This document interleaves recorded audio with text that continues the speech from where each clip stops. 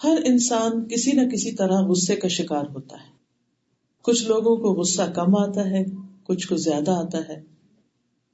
بہت سے لوگ اپنے غصے کے ہاتھوں تنگ بھی ہوتے ہیں، لیکن عام طور پر یہ نہیں جانتے کہ غصے سے بچا کیسے جائے. تو سب سے پہلی بات تو یہ کہ غصہ شیطان کی طرف سے ہے.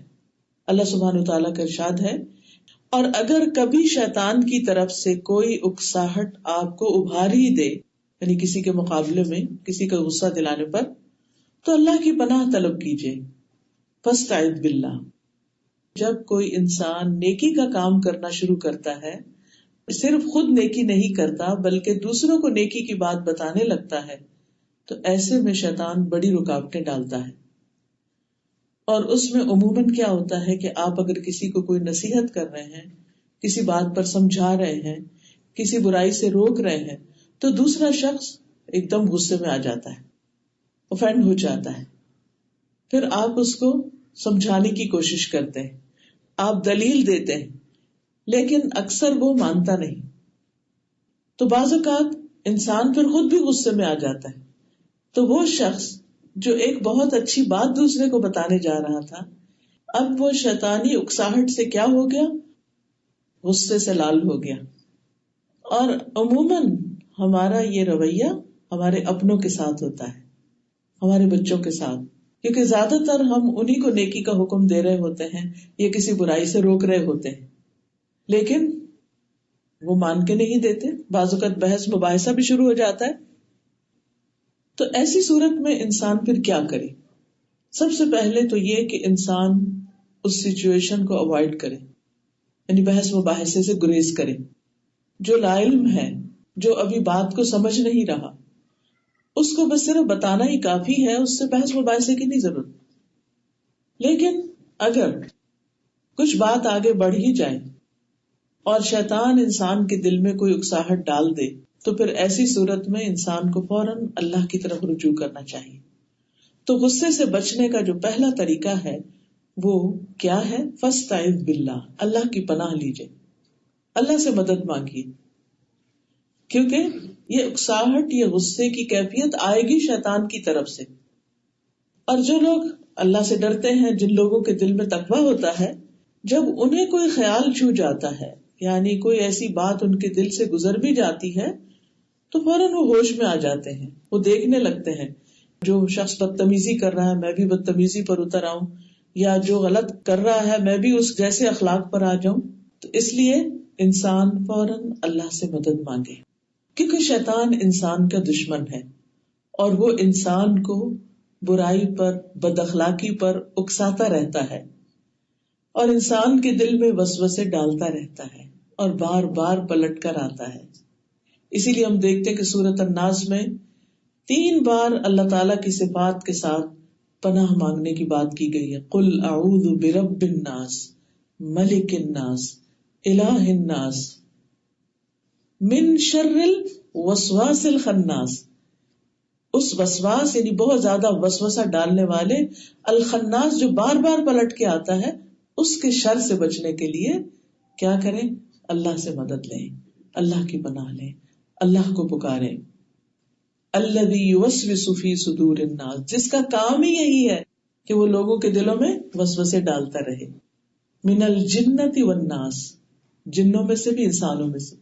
یعنی بعض اوقات تو بیٹھے بیٹھے آپ کو کوئی ایسا خیال آ جاتا ہے، اور بعض اوقات کوئی انسان آپ کے پاس آ کر کسی دوسرے کی برائی شروع کر دیتا ہے، جس کی وجہ سے آپ کے دل میں اس شخص کے خلاف کوئی نیگیٹیوٹی آ جاتی ہے، اور اس کے اوپر شیطان آتا ہے، وہ اس کے دل میں کوئی برا خیال ڈالتا ہے، وہ آ کے آپ سے شیئر کرتا ہے، وہ وائرس آپ کو بھی لگ جاتا ہے.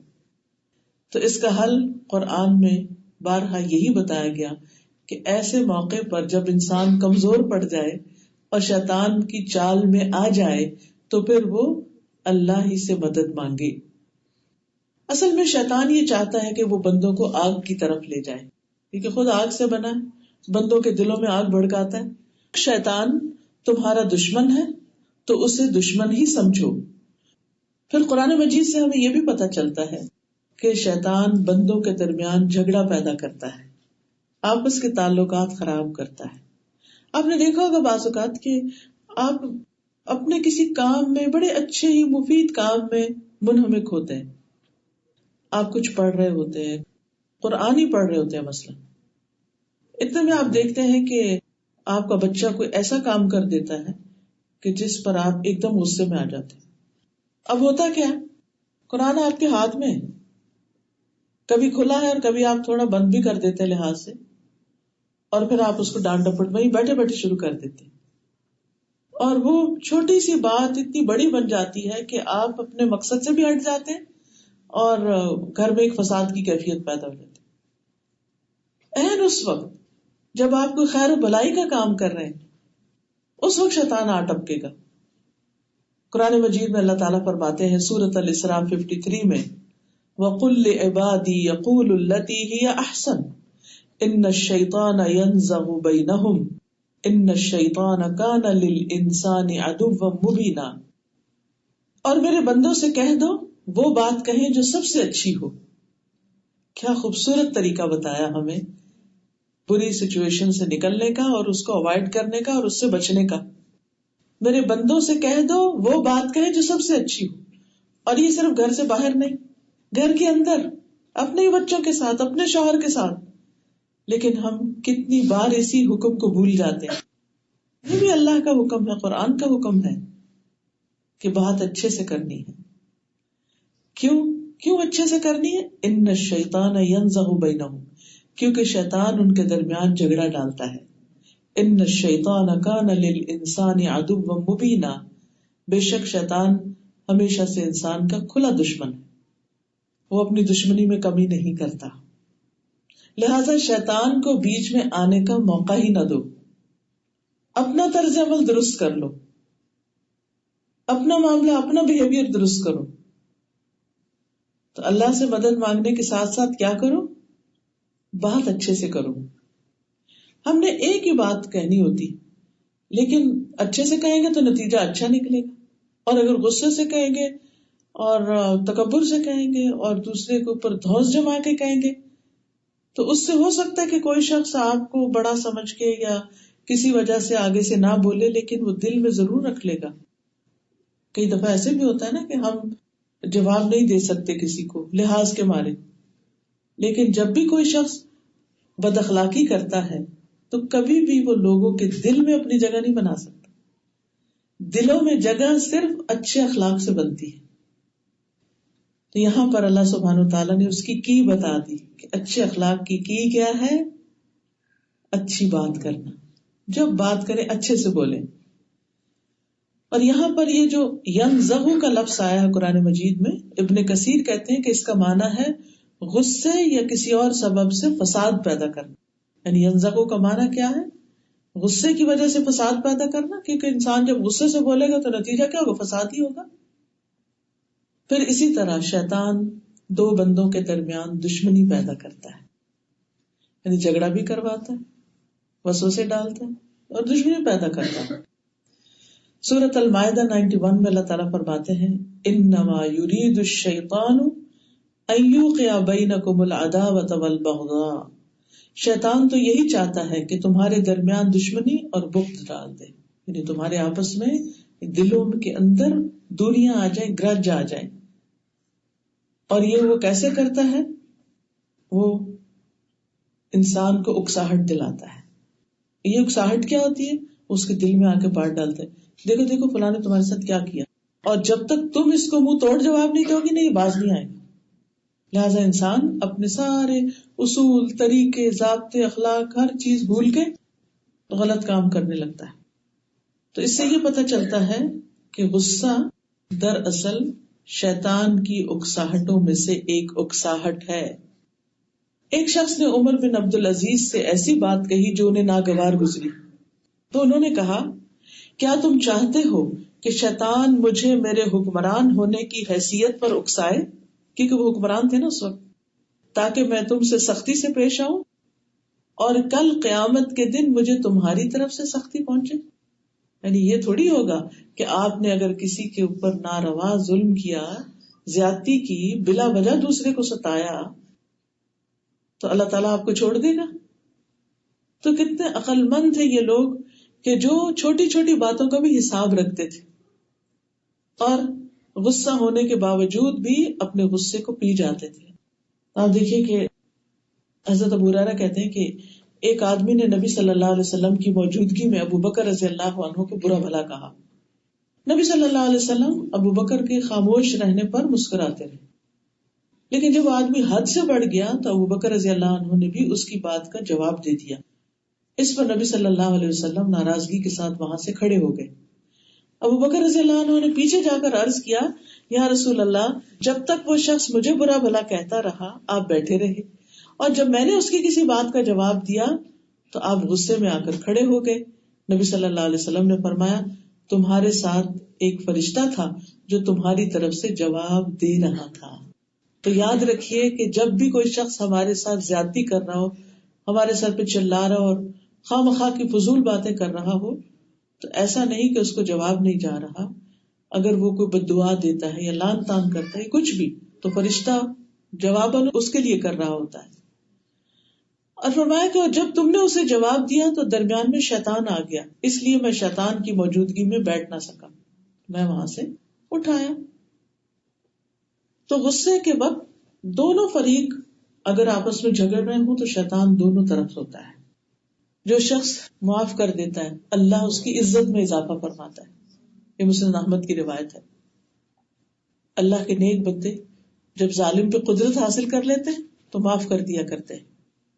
اور پھر یہ ہے کہ کثرت سے معاف کرنا چاہیے. ایک شخص نے آ کے پوچھا نبی صلی اللہ علیہ وسلم سے، میں اپنے غلام کو دن میں کتنی بار معاف کروں؟ تو آپ نے فرمایا 70 بار. اسی طرح دوسرے کی بدسلوکی کا جواب صرف مسکراہٹ سے دینا، اونلی اسمائل.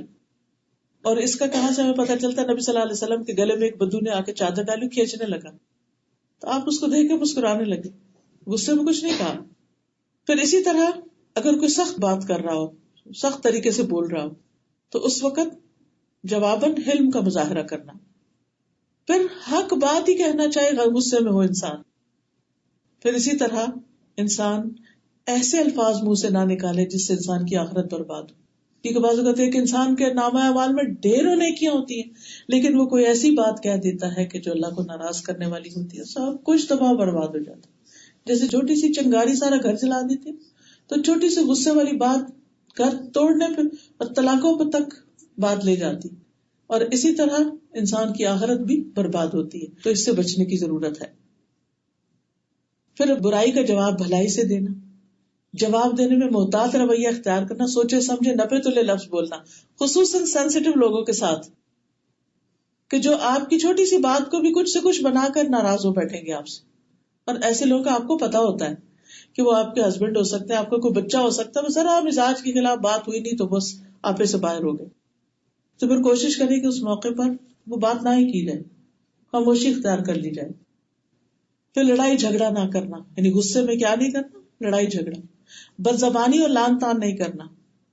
پھر اسی طرح گالی گلوچ نہ کرنا، ہاتھ نہ چلانا کہ انسان تھپڑ مارنے پہ آ جائے، کسی پر بھی ظلم نہ کرنا. نبی صلی اللہ علیہ وسلم فرماتے ہیں کہ اللہ تعالیٰ نے فرمایا، حدیث قدسی ہے، اے میرے بندو، میں نے ظلم کو اپنے اوپر حرام قرار دیا ہے اور میں نے تمہارے درمیان بھی ظلم کو حرام قرار دیا ہے، تم ایک دوسرے پر ظلم نہ کرو، بد دعا نہ دیں.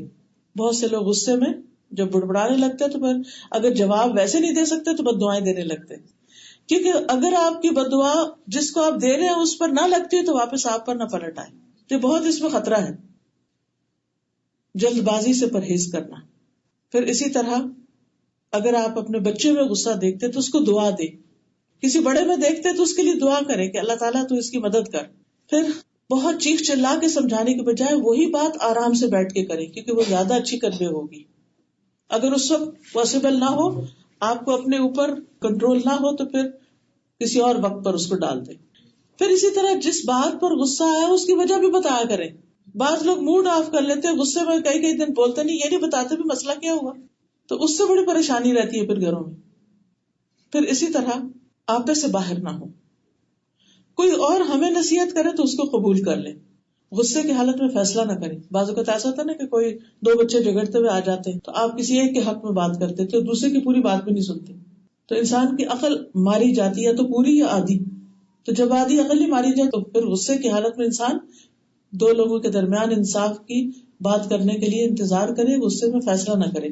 پھر اسی طرح اگر آپ کے آس پاس کچھ لوگ ہیں جو غصہ بہت کرتے ہیں تو ان کا غصہ ٹھنڈا کرنے کی کوشش کریں اور اس کے بارے میں معلوم کریں کہ کس چیز سے وہ ٹھنڈے ہوتے ہیں.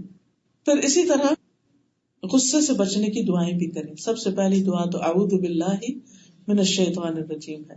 پھر اعوذ باللہ من الشیطان الرجیم من ہمزہ ونفخہ ونفثہ, میں اللہ کی پناہ چاہتا ہوں شیطان مردود سے, مجھ پر کوئی جنون کا اثر ڈالے یا مجھے تکبر پہ آمادہ کرے یا کوئی غلط شعر و شاعری کی طرف لے جائے. اس چیز سے میں اللہ کی پناہ میں آتی ہوں. شیطان کے کچوکوں سے پناہ مانگے. یہ دعا بھی پڑھی جائے, رب اعوذ بک من ہمزات الشیاطین واعوذ بک رب ان یحضرون. پھر دل اور زبان کی اصلاح کی دعا کرے. اللہم اہد قلبی وسدد لسانی واسلل سخیمۃ قلبی. اے اللہ میرے دل کو رہنمائی دے, میری زبان کو درست کر دے, میرے دل کے کینے کو دور کر دے. پھر دوسروں کو اپنے شر سے بچانے کی دعا, وہ کہ اللہم انی اعوذ بک من الفقر والقلۃ والذلۃ واعوذ بک من ان اظلم او اظلم. اللہ اس بات سے بچنے کے لیے تیری پناہ لیتی ہوں کہ میں کسی پہ ظلم کروں یا کوئی آ کے مجھ پہ کرے. پھر غصے کی حالت میں اگر کسی پر زیادتی ہو ہی جائے تو اس کے لیے دعا کرے.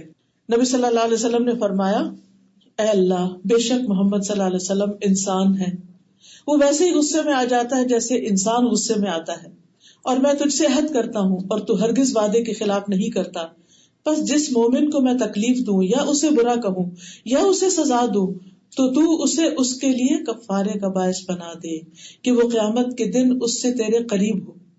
تو دوسروں کو دعا دے جن کے ساتھ کوئی زیادتی ہو گئی ہو. پھر اسی طرح غصے کی حالت میں حق بات کہنے کی توفیق مانگے کہ اللہ ہم غصے میں بھی صحیح فیصلہ کرے اور صحیح بات ہی کیا کرے. یا رب العالمین تو ہمارے ایمان میں اضافہ فرما اور ہمیں ہدایت یافتہ لوگوں میں شامل کر دے, ان میں شامل کرتے جن سے تو راضی ہو گیا. یا رب العالمین ہم سب کے بچوں کو ہدایت دے اور ایک دوسرے سے بد اخلاقی سے اور بدتمیزی سے بات کرنا اور پیش آنا ہم سب سے دور کر دے.